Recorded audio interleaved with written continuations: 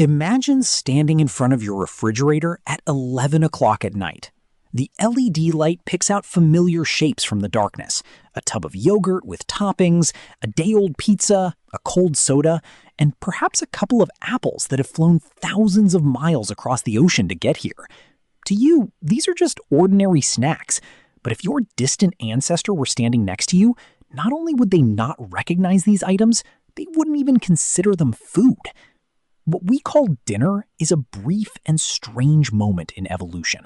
Your body, your brain, and your taste buds were designed for a completely different world. And today, we'll travel back 3 million years to understand the nightmare that gave birth to our modern habits. The answers to these questions are hidden in dark caves around the world, and these clues completely change the way we understand ourselves.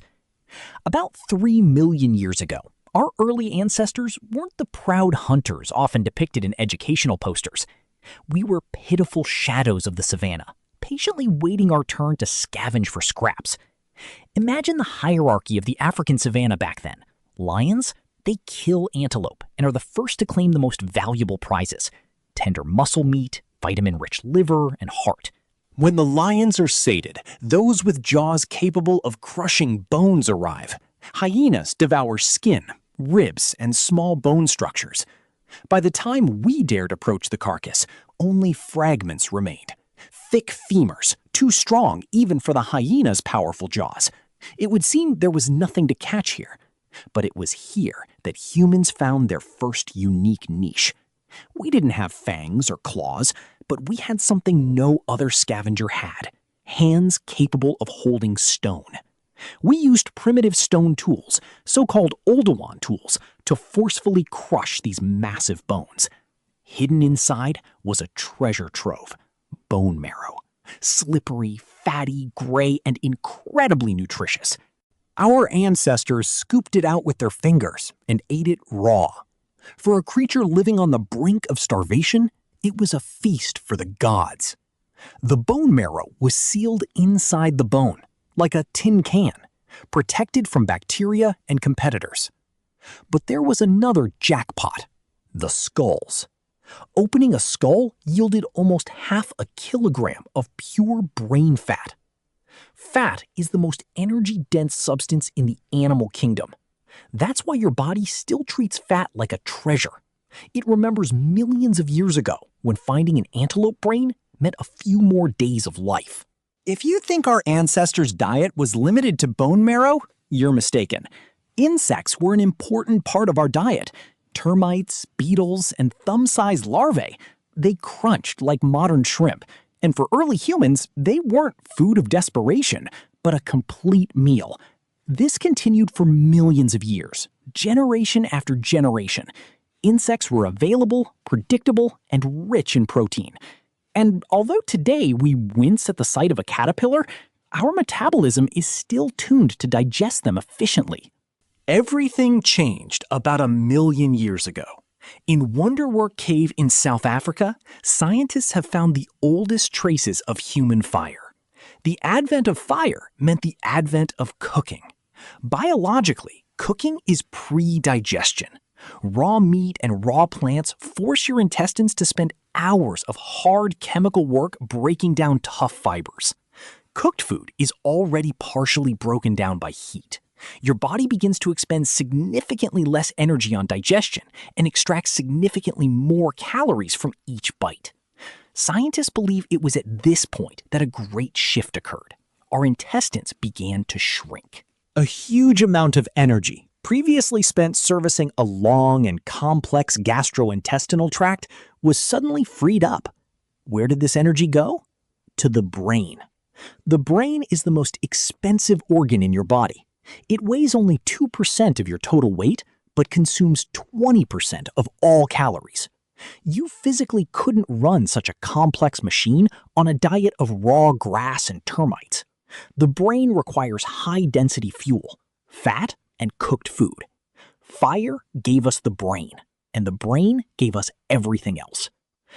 300,000 years ago, our ancestors already looked almost like us and ate almost anything they could catch, dig, or pluck. On the plains, they hunted mammoths, bison, and wild horses. On the coast, they gathered shellfish and caught fish. They stole eggs from nests and foraged for mushrooms. But there was one thing they were willing to risk their lives for: honey. The modern Hadza tribe in Tanzania still lives as we did before the invention of agriculture. About 15% of their total calories come from wild honey. They climb perilously high trees, endure hundreds of painful bee stings, but keep coming back again and again. Why? Because nothing else in the wild contains so much energy in a single gulp. And this is where the root of our sugar addiction lies. Your brain is programmed to seek out sweets because for hundreds of thousands of years, sugar meant two things: instant energy now and fuel that the body could store as fat. In a world where food could run out at any moment, a layer of fat was the only insurance against death. To your ancient brain, a dripping honeycomb was the most luxurious dish imaginable. The problem is, your biological programming doesn't distinguish between honey in a hollow tree and a glazed donut. The modern food industry has turned this ancient survival signal into a business. Soda, candy, sauces, and even bread. Almost all packaged food today is sugar in some form. You can't stop because your body is still trying to store fat for the next famine, which in the modern world never comes. Here's the second part of the expanded scenario, dedicated to the social aspects of nutrition, cannibalism, fermentation culture, and a final comparison of eras. Sugar was a quick energy source, but it was meat that became the engine that built human civilization. The kill of a single large animal, such as a mammoth, could provide an entire tribe with food for several weeks. This radically changed the structure of the day. One successful slaughter replaced hundreds of hours of grueling berry picking and root digging. Our ancestors spent the freed-up time raising children, teaching complex skills, and crafting more sophisticated tools. It was around the meat feast that the first stories and myths were born. Your body still craves protein not only for muscle, but also because every instinct in you remembers. Meat means long-term freedom from hunger. There's a truth about our past that many would prefer not to know. In Gough's Cave in England, researchers discovered human remains dating back approximately 14,700 years. What they saw under a microscope was shocking. The bones had been meticulously cleaned with stone tools, and the skulls had been skillfully shaped into bowls. This wasn't an act of desperation by people dying of starvation. Choice, not necessity. Reindeer and horse bones were found in the same cave. There was plenty of food. The human body produces about 125,000 calories, which is negligible compared to a bison, 600,000, or a mammoth, 3 million. The bones were covered in zigzag patterns.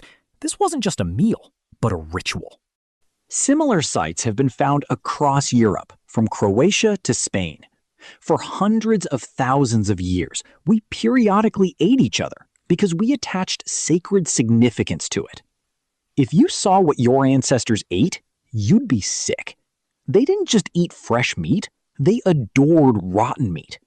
When hunters killed a large animal, they couldn't eat it whole. They hid the carcasses in caves, buried them in the ground, or submerged them in icy streams for weeks or even months. By the time they returned, the meat was teeming with maggots and gave off a foul odor. But for our ancestors, this was an advantage. Bacteria had already begun to break down the fibers, making the meat soft and easy to digest.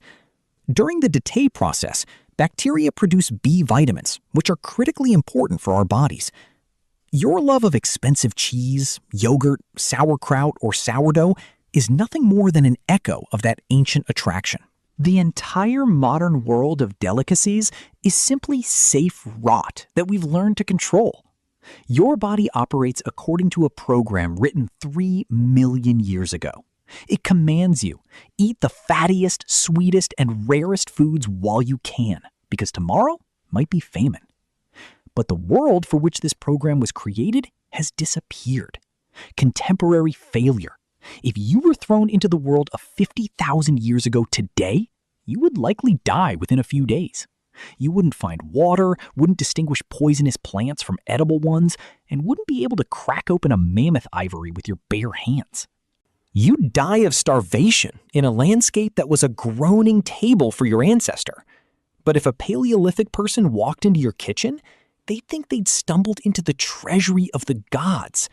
Cold drinks in metal, fresh bread you don't have to bake yourself, fruit from all over the world. It would be a miracle. For millions of years, every person who lived before you was hungry, cold, and deadly tired. You are the first generation in the history of the species that can afford not to be like that.